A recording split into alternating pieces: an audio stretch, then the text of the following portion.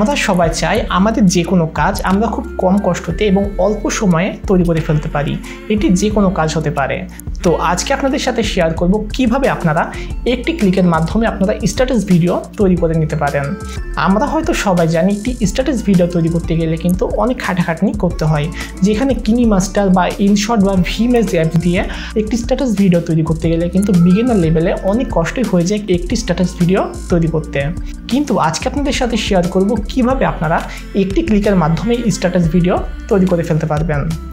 তো প্রতিবারের মতো আজকেও আপনাদের সাথে আছি আমি আলিফ, আপনারা দেখছেন আবারও টেক স্টুডেন্ট।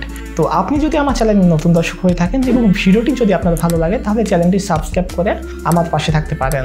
তো আর বেশি কথা না বলে চলুন যাওয়া যাক মূল ভিডিওতে।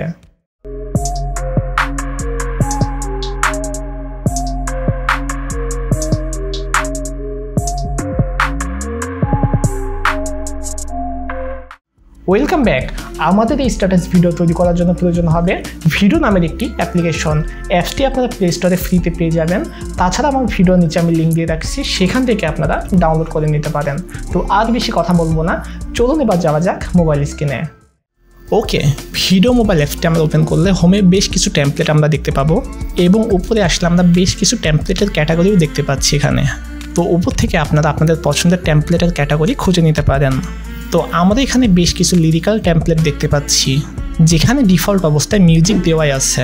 আপনাকে অন্য কোনো মোবাইল অ্যাপস ইউজ করে আর মিউজিক অ্যাড করতে হবে না এবং প্রতিটা মিউজিকের বিটের সাথে কিন্তু এই অ্যানিমেশনগুলো সেট করা আসছে খুব চমৎকারভাবে। তো এখানে কিন্তু প্রতিটা টেমপ্লেট এডিট করা একই প্রসেস। আপনাকে ক্রিয়েটে ক্লিক করতে হবে এখান থেকে। তো আমাদেরকে এই টেমপ্লেটে একটি ছবি সিলেক্ট করতে হবে। তো আমরা এখান থেকে আমাদের ফোনের গ্যালারি থেকে একটি ছবি সিলেক্ট করে নিচ্ছি। এরপর আমাদের টেমপ্লেটটি কিন্তু ডাউনলোড হতে একটু সময় লাগতে পারে। তো আমাদের স্ট্যাটাস ভিডিও এডিট করা কমপ্লিট হয়ে গেছে, কিন্তু আমরা দেখতে পাচ্ছি আমাদের ভিডিও মোবাইল অ্যাপসের কিন্তু একটি ওয়াটারমার্ক শো করছে এখানে।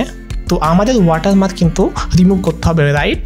সেজন্য আমরা এখানে ক্লিক করব এবং তারপরে আপনারা দেখতে পাবেন ওয়াচ নামের একটি অপশন চলে এসেছে। আমরা ওয়াচে ক্লিক করব।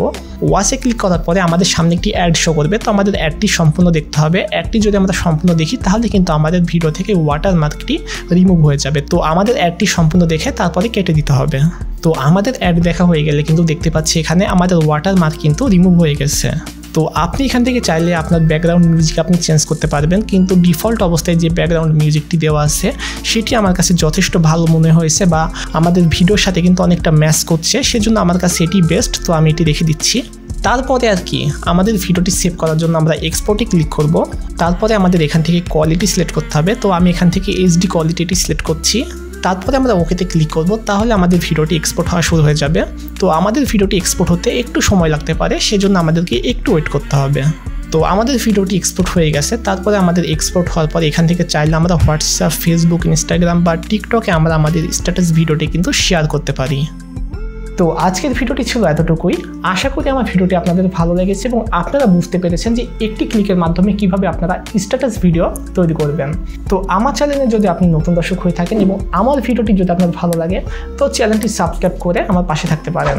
তো আজকের ভিডিওটি ছিল এতটুকুই। সবাই ভালো থাকবেন, সুস্থ থাকবেন এবং আল্লাহ হাফেজ।